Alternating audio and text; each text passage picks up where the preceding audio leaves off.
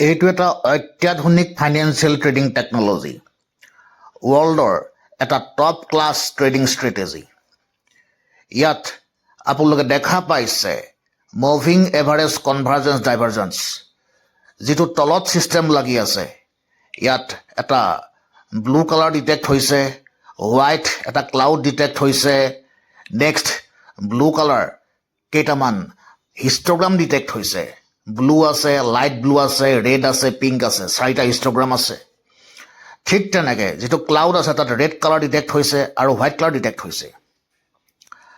আৰু এইটো এটা ৱৰ্ল্ডৰ top class financial trading technology.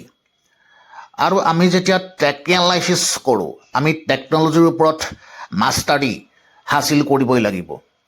আপুনি যদি টেকনিকেল এনালাইচিছ কৰি পেলাই ফাইনেন্সিয়েল মাৰ্কেটত এভৰি মান্থ কনচিষ্টেণ্টলি ইনকাম কৰিম বুলি ভাবিছে, আপোনাৰ লগত এই যিবিলাক অত্যাধুনিক টেকন'লজি আছে থাকিবই লাগিব। লগত মই লৈছোঁ ইচিমকু কিংকো হিঅ'। ওপৰত যিমান লাগি আছে এটাই টেকন'লজি, সেইটো হৈছে ইচিমকু কিংকো হিঅ'। আৰু মোৰ পিভট পইণ্ট ইয়াত ডিটেকশ্যন হৈছে। পিভট পইণ্টটো বাৰু সকলোৱে জানেই।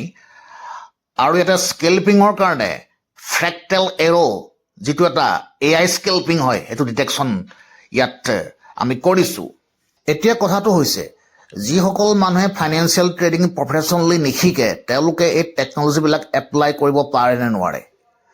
ন' ডাউট ফাইনেন্সিয়েল ট্ৰেডিংটো বা এই ছাবজেক্টটো এটা কমপ্লিটলি মেডিকেল ছায়েন্সৰ নিচিনা বস্তু।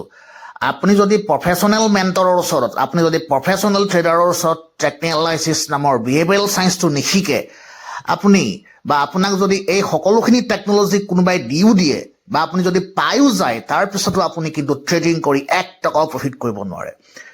যেনেকৈ এজন ডক্টৰে আজি 5 years কোৰ্চ কৰাৰ পিছতহে এটা ৰবটিক টেকন'লজি এপ্লাই কৰি মানুহৰ ব্ৰেইন টিউমাৰ বা যিকোনো এজন মানুহক চাৰ্জাৰী কৰিব পাৰে, ঠিক তেনেকৈ আপুনি এজন প্ৰফেশ্যনেল ট্ৰেডাৰ হ'বলৈ হ'লেও এই টেকন'লজিবিলাকৰ ওপৰত আপুনি মাষ্টাৰী হাচিল কৰিহে ফাইনেন্সিয়েল মাৰ্কেটৰ অপাৰেশ্যন কৰিব পাৰিব।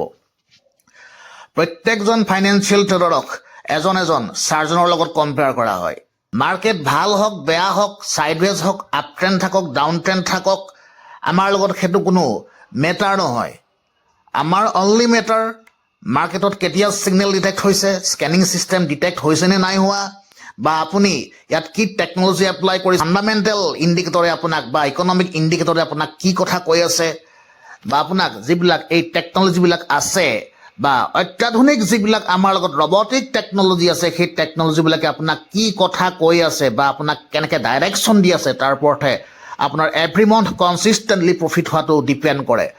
আজিৰ সময়ত ফাইনেন্সিয়েল মাৰ্কেটত কোনো টিপছে কাম নকৰে। আপোনাক যদি কোনোবাই কৈও দিয়ে যে আজি এইটো শ্বেয়াৰ ইয়াত কিনক, কালি ইমানলৈকে যাব, সেইটো কেতিয়াও কাম নকৰে। কাৰণ প্ৰত্যেকটো মুহূৰ্তত মাৰ্কেটৰ চাইক'লজি চেঞ্জ হয়, মাৰ্কেটৰ চেণ্টিমেণ্ট চেঞ্জ হয়। গতিকে সেইবিলাক জানিবৰ কাৰণে আপুনি ৰবটিক টেকন'লজি জানিবই লাগিব। আৰু